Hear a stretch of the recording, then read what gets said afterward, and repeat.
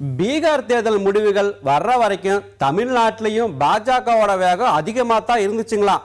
ஆனா இப்போ ஆளுங்கட்சிக்கு எதிராக வேகத்தை குறைச்சிக்கிட்டாங்களா. அரசியல் வட்டாரத்துல அரசல் புரசலா பேசிக்கிறாங்க, சொல்லிக்கிட்டாங்க.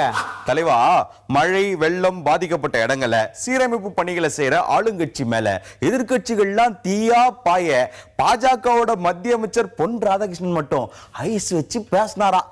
ஒருவேளை இது கூட்டணிக்கான கணக்கா இருக்குமோ அப்படின்னு எல்லாரும் பேசிக்கிறாங்க.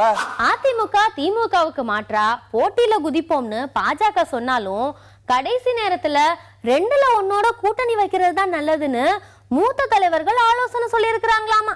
பேச்சா கிடக்குது. எதிர்கட்சிகள் மெகா கூட்டணி அமைச்சா நாமளும் கூட்டணியை ஸ்ட்ராங் பண்ணணும் அப்படின்னு ஆளுங்கட்சி தரப்புல ஆலோசனை நடக்குதான்.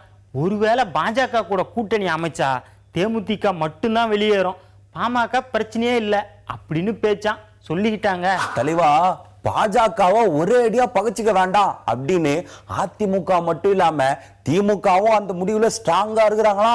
அதனாலதான் பீகார் தேர்தல் ரிசல்ட்டுக்கு நிதிஷ்குமாருக்கு வாழ்த்து சொன்னவங்க பாஜகவை பத்தி பெருசா பேசிக்கலையா, சொல்லினாங்க.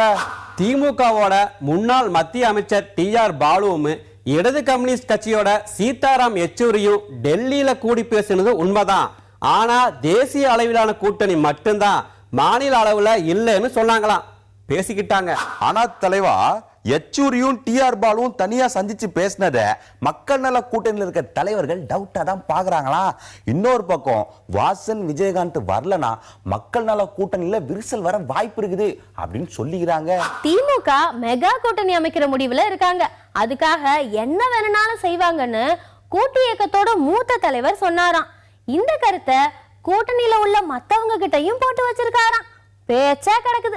சிபிஎம் சூரியன் பக்கமும் சிபிஐயும் விசிகாவும் இலை பக்கமும் சாஞ்சிட்டா நாம என்ன பண்றது, போன தடவை மாதிரி ஆகிடுமான்னு பம்பரம் கட்சியுடைய மூத்த தலைவர்கள் சில பேர் தலைவர்கிட்ட தனியா பேசினாங்களாம்.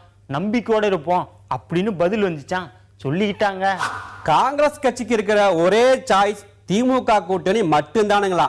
ஏன்னா வழக்கு விவகாரங்கள் இருக்கிறதுனால அதிமுக பக்கம் போக முடியாது. கம்யூனிஸ்டோட கூட்டணி வச்சா கேரளாவில் சிக்கல் வரும்னு சூரிய கட்சியோட கொஞ்சம் இணக்கமா தான் இருக்காங்களாம், சொல்லிக்கிட்டாங்க.